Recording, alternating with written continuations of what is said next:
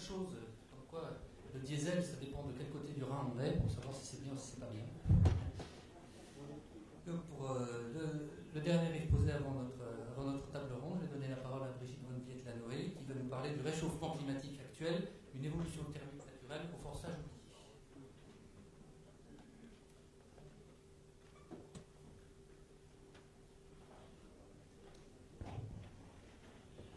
Bon, après cette journée, je vais vous aérer un petit peu.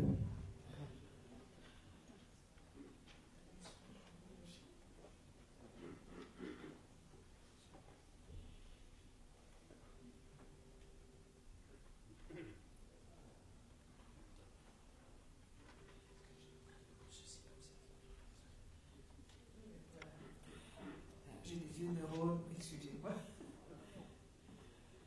Donc, je vais vous parler de la comparaison entre le dernier interglaciaire et l'interglaciaire actuel et voir si par hasard on n'aurait pas des évolutions similaires. Alors, on est sur une planète qui est gouvernée par l'eau, n'en déplaise à certains. L'eau, la vapeur d'eau, c'est le premier gaz à effet de serre, et c'est aussi pour l'humanité le vrai challenge. Alors, petit rappel, puisqu'on va aller en haute latitude. Moi, je travaille en haute latitude depuis 1980, donc ça fait une paille. Une période glaciaire, c'est une diminution de l'apport énergétique solaire, c'est la période de construction de calottes, d'extension de la banquise, de baisse du niveau marin, d'aridité, d'érosion mécanique et, bien entendu, du CO2. La période interglaciaire, c'est l'inverse. Augmentation importante et brutale, j'insiste, de l'apport énergétique solaire au niveau marin, précipitation élevée, végétation, altération chimique et hausse du CO2. Ça, c'est pour M. Lucas. En pleine interglaciaire, on a un développement considérable de la végétation. Et voilà la situation en haut. La situation en 2004, c'est une image de Earth Observatory.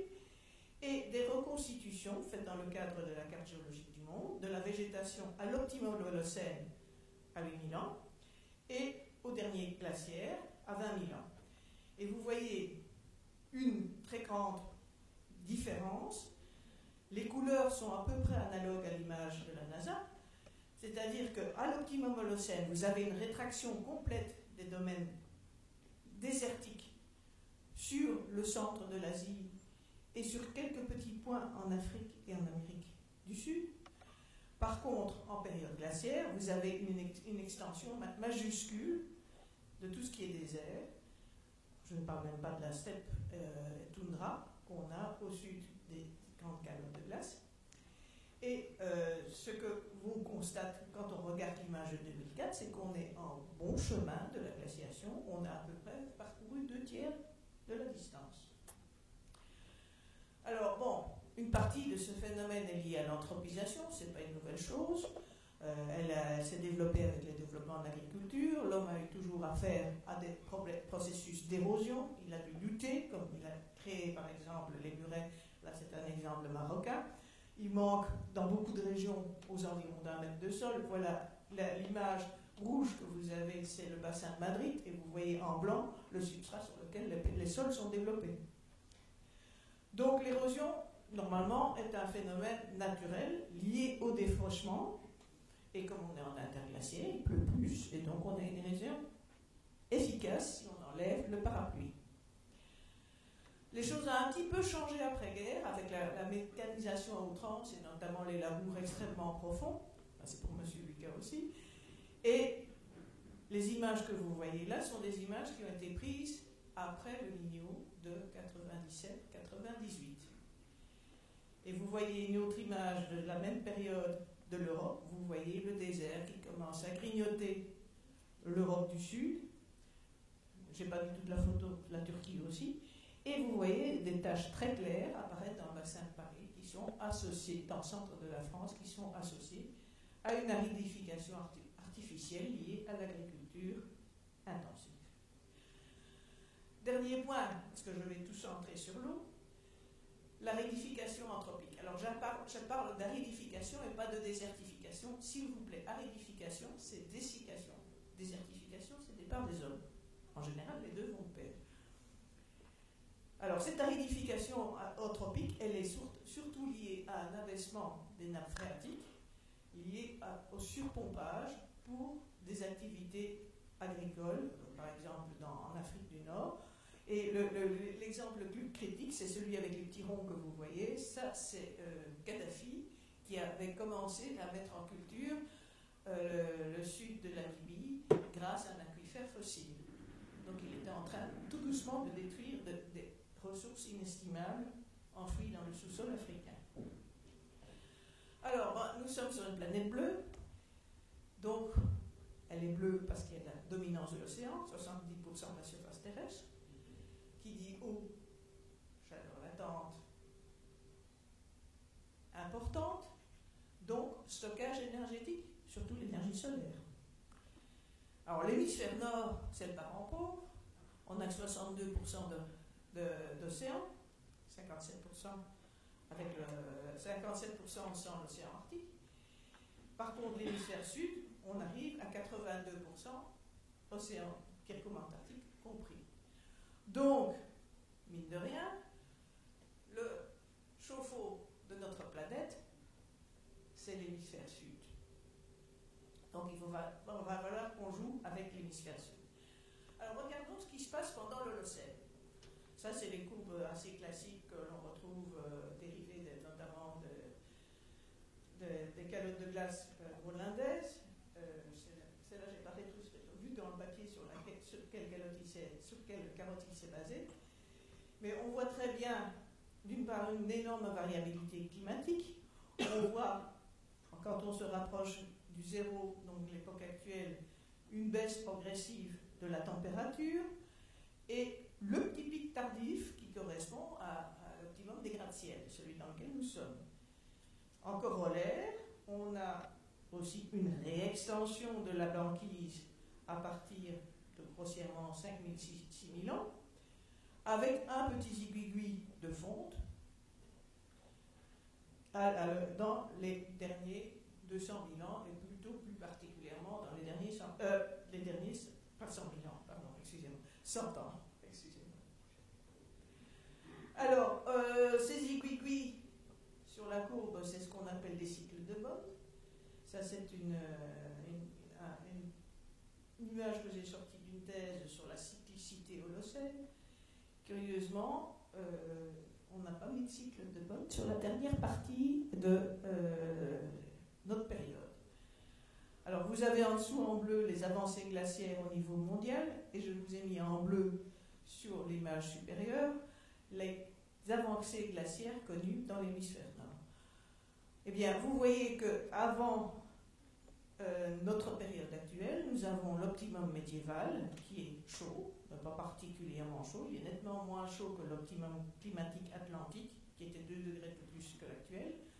Et vous avez l'optimum actuel qui est un peu plus chaud, mais qui n'est toujours pas aussi chaud que l'optimum thermique de notre interglaciaire. Alors, pour comprendre ce qui se passe, on va aller se balader dans l'océan Atlantique Nord, qui est une des clés pour la compréhension, au moins pour nos régions, du climat. C'est une zone stratégique d'un point de vue géologique. C'est une zone stratégique aussi pour les courants marins, puisqu'on récupère à la fois les eaux chaudes tropicales qui remontent, c'est le Gulf Stream et la dérive nord-atlantique, et puis on récupère les eaux froides qui sortent du bassin arctique, c'est-à-dire c'est la dérive est-groenlandaise.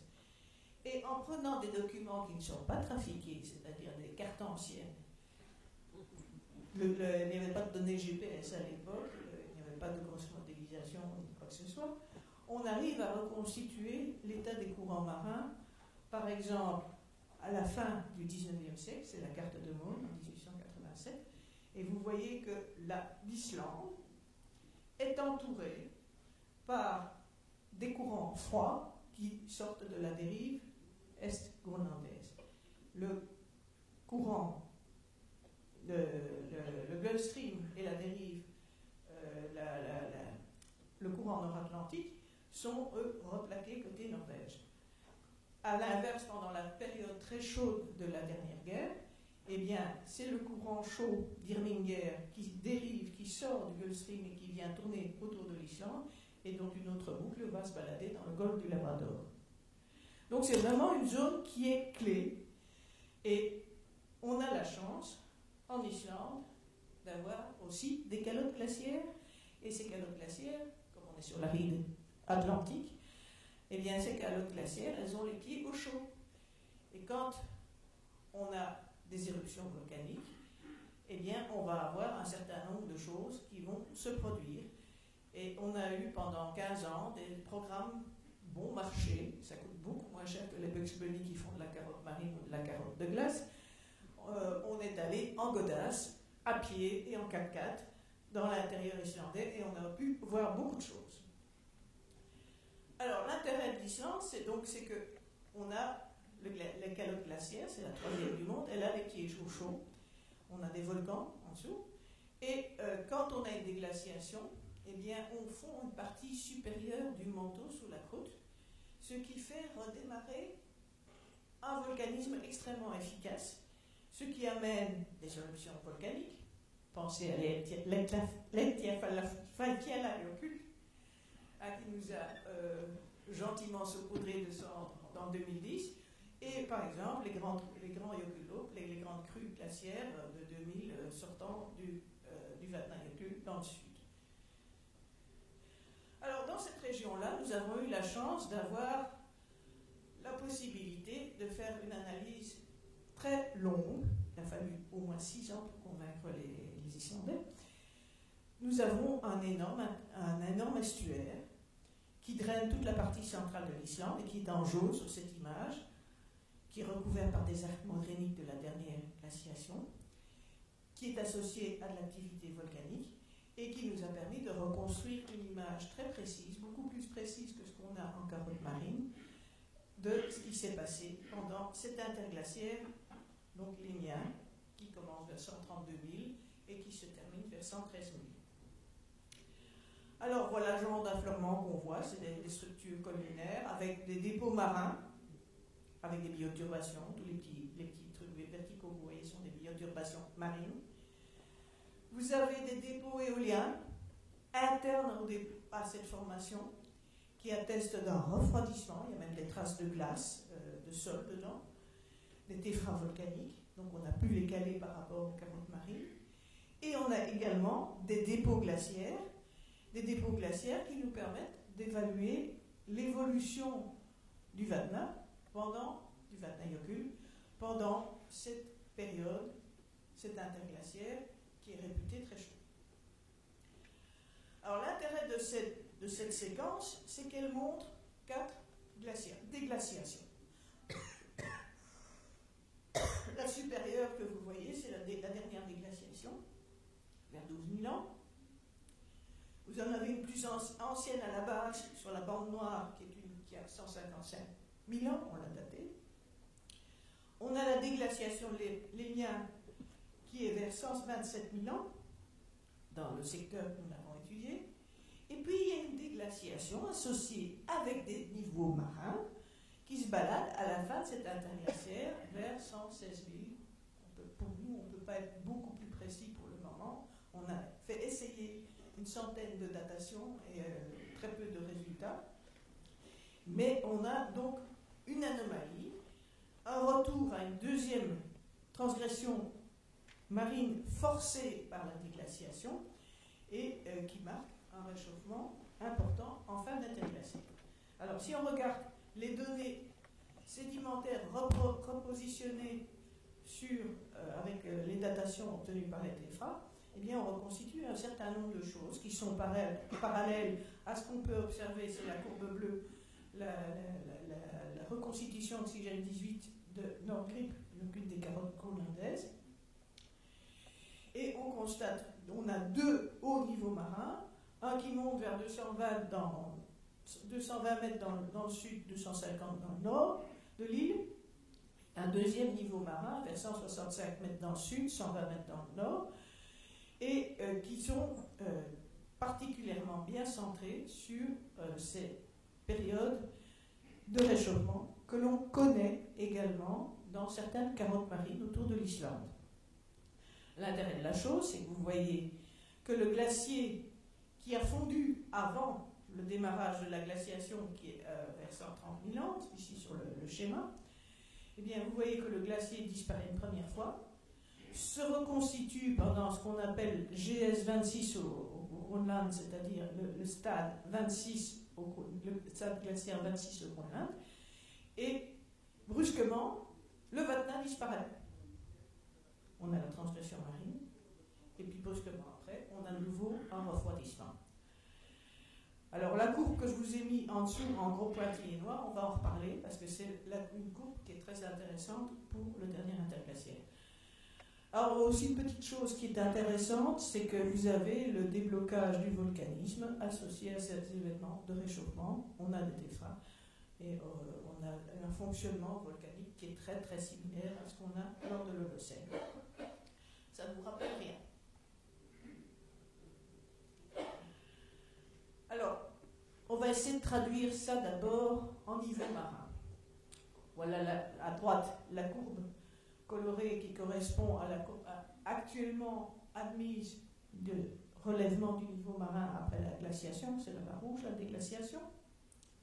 Et voilà historiquement les courbes marines qui ont été établies pour le relèvement du niveau marin un peu partout dans le monde. Vous voyez que c'est très très très très très irrégulier.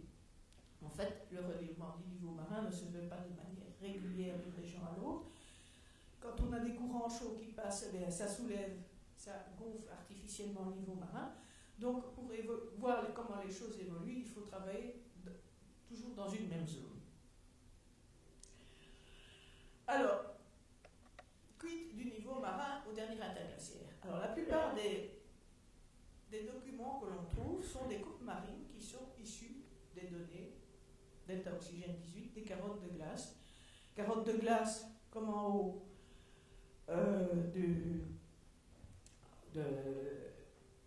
l'Antarctique ou dans l'hémisphère sud du Groenland. Alors on joue avec les données, on les trafique, etc. On essaye de reconstituer un niveau marin. Alors ce que j'ai oublié de vous dire sur la dia précédente, c'est que vous voyez sur la courbe officielle colorée, je vous ai mis GIA, Glacio-Isostatic Adjustment, c'est-à-dire c'est l'évolution naturelle du niveau marin en réaction à la fin du relèvement glacio-isostatique lié à la décharge des zones polaires, liée à la fonte des calottes polaires pendant la fin de la dernière déglaciation. Pardon. Donc, en fait, ce qui est admis comme courbe pour les liens traditionnellement, ce sont ces courbes dérivées des analyses isotopiques et qui vous donnent un niveau marin qui monte jusqu'à un optimum, centré environ sur 127 000 ans. 127 000 ans, c'est l'optimum thermique de Lénien. Et puis le niveau marin descend. Bon. C'est curieux, il n'y a pas de réajustement glacio-isostatique sur toutes ces courbes. Alors, est-ce que ça serait une trace de l'influence de l'eau?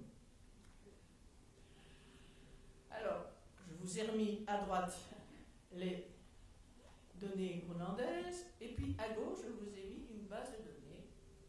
Alors, le gars a fait un superbe travail, et puis il s'est amusé à trafiquer avec différents modèles et des modèles statistiques. Je n'en parlerai pas, on se base sur les données de base, c'est-à-dire les datations UTH de coraux intertropicaux. Et vous voyez qu'on a une courbe qui ressemble étonnamment, en plus long, à la courbe qu'on a pour l'Holocène, avec un plateau qui monte tout doucement de 130 à 113 000 ans, et après commence à redescendre. Et vous avez sur l'image en gauche, l'image B, je vous ai mis les deux images superposées. Vous avez la droite qui est liée à la datation des coraux tropicaux, et à gauche, à droite, liée au modèle. Donc, moi je ne me fierai qu'à celle des datations des coraux tropicaux. Alors, qu'est-ce qui se passe au niveau océanique pendant ces périodes-là. On va regarder côté des ML, c'est la terre de la Reine Maude en Antarctique, et on voit, si vous prenez la courbe qui est oxygène 18, juste au-dessus de HS, vous voyez qu'on a un maximum, un plateau, et puis ça redescend tout doucement. Par contre, quand on va de l'autre côté, quand on va dans l'hémisphère nord, on voit des choses un peu bizarres. Alors, on les voit sur la calotte de glace, les carottes de glace de Nangrip. C'est l'événement qu'on appelle l'interstadiaire 25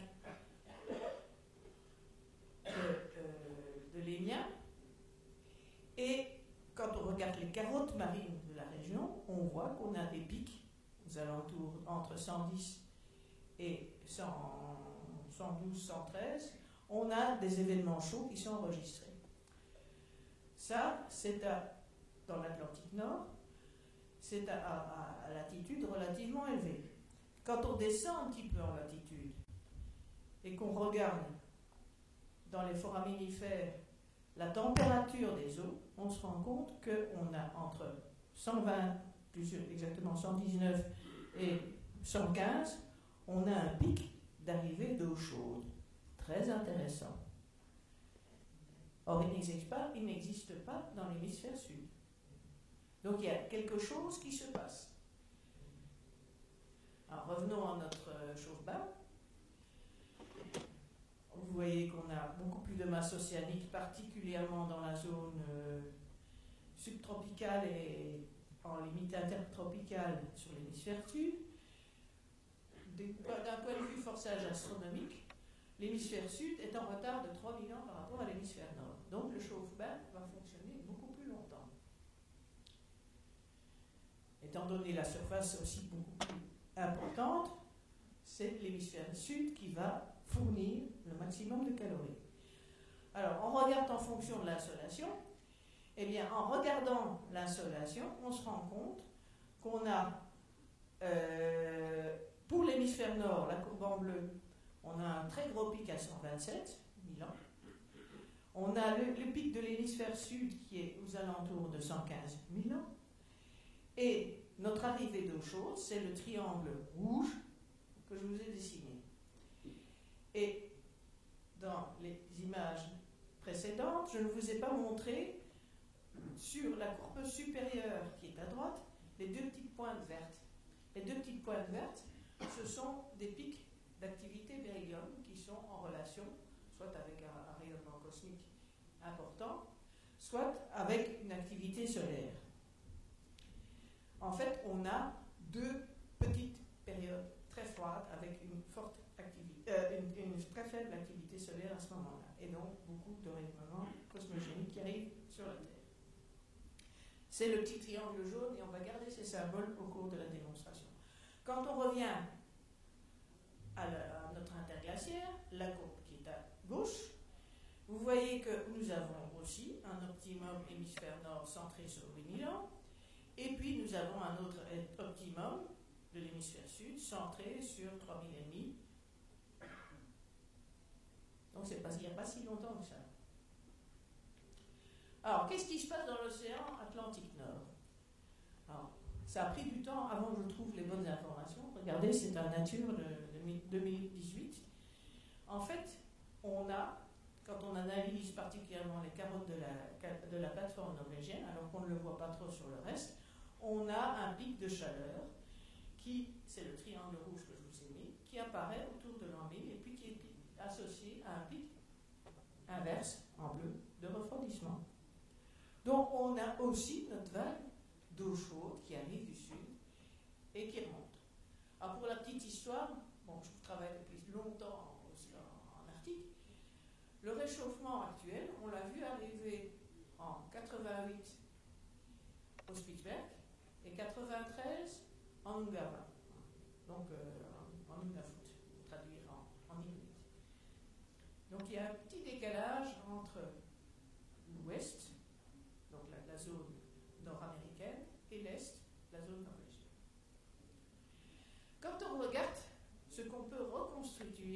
à partir des sondages des carottes marines, au point de vue température des eaux lors de cet événement à la fin du dernier interglaciaire, on se rend compte qu'on a un refroidissement très important qui s'effectue le long de la côte est des États-Unis, du Groenland, etc., alors que nous avons une perduration du courant tiède nord-atlantique qui remonte encore jusqu'au Spitzberg et dans le bassin arctique au-delà de la Norvège. Et si on regarde les cartes thermiques actuelles de l'Atlantique Nord, qu'est-ce qu'on voit? On voit, comme sur la reconstitution pour les miens, on voit un Gulf Stream qui se rabat tout doucement vers l'Espagne. On voit une grande descente d'eau froide provenance du Gulf Stream de l'Est groenlandais et du Golfe du Labrador, qui commence à lécher le nord des États-Unis. C'est-à-dire qu'on a pratiquement la même géométrie. Alors, quid du niveau marin, puisqu'on reste dans l'eau salée, et du soleil? Alors, on va travailler avec une source qui est sûre et qui n'est pas trafiquée par les modèles. On va rester sur cette source-là. C'est la jauge marine, la jauge tidale marine d'Amsterdam, où on a un enregistrement long. Il y a une correction qui a été faite d'ajustement glacial-isostatique. Et vous voyez que de la fin du XVIIe siècle à l'actuel, le niveau marin est monté progressivement, mais c'est curieux, c'est assez parallèle avec l'augmentation de l'irradiance solaire totale. Donc, on va se poser la question, pourquoi seulement 30 cm?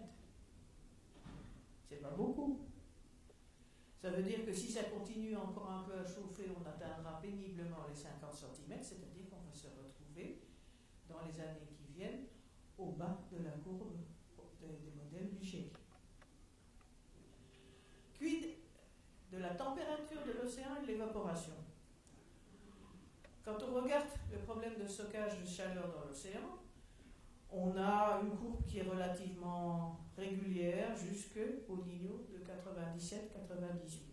Et là, brusquement, un réchauffement important. Or, ça se faisait sentir, puisque j'ai vu arriver au Spitzberg du réchauffement en 88, et j'ai vu arriver le réchauffement en 93 en Europa. Donc c'est quelque chose qui est venu du sud. C'est quelque chose qui s'est propagé à partir de l'hémisphère sud. Et actuellement, si on regarde l'humidité spécifique à atmosphérique en très haute atmosphère, eh bien on se rend compte que le système est tout doucement en train de se refroidir. Donc on peut se poser la question si le fameux Niño de 97-98, c'est pas l'entrée dans un système brutal de réchauffement, et puis maintenant on est sur la relaxation tranquille, même avec un soleil qui fait encore quelques petites fantaisies. C'est le dernier cycle, il est vraiment rapide. Donc si on regarde en termes d'activité solaire, l'activité solaire a fortement augmenté sur la dernière partie. Je vous ai mis en rouge l'arrivée des eaux chaudes qui viennent du sud, qui correspond en gros à la période médiévale. Vous avez le petit âge glaciaire qui correspond au coup de froid, un petit peu comme ce qu'on a vu pour la fin de l'Énien. Et nous avons le réchauffement brutal actuel. Alors, on peut se poser la question, est-ce que c'est l'activité solaire? Il y a un certain parallélisme, mais je vous ai positionné ici les barycentres des épisodes de refroidissement et les pics de beryllium qui attestent donc d'un haut niveau de l'activité cosmochimique, donc d'un bas niveau d'activité solaire.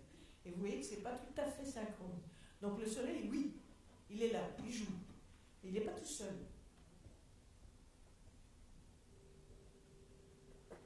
Il n'y a pas que le soleil. Alors, il n'y a pas longtemps que j'ai trouvé le papier, mais il y a des choses qui semblent intervenir et François Charvet en a touché un mot tout à l'heure, on a probablement une influence du forçage tidal du système solaire. Et ce forçage tidal se fait très fortement sentir, notamment par l'excentricité.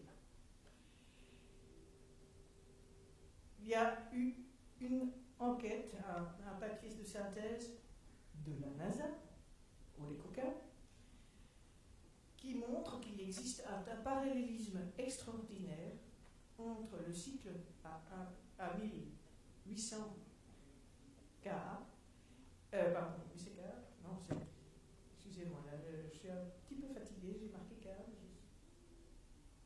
non, c'est bien K, et les phases climatiques de la fin de l'Holocène.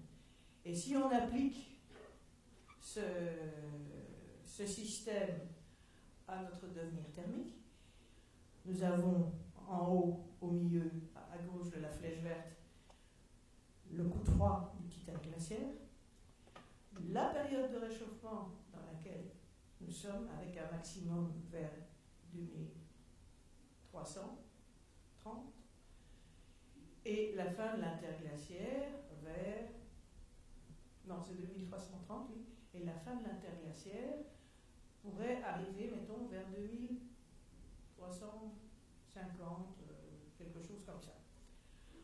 En fait, quand on regarde les modélisations qui ont été faites par l'équipe d'André Berger, Crucifix et Loutre,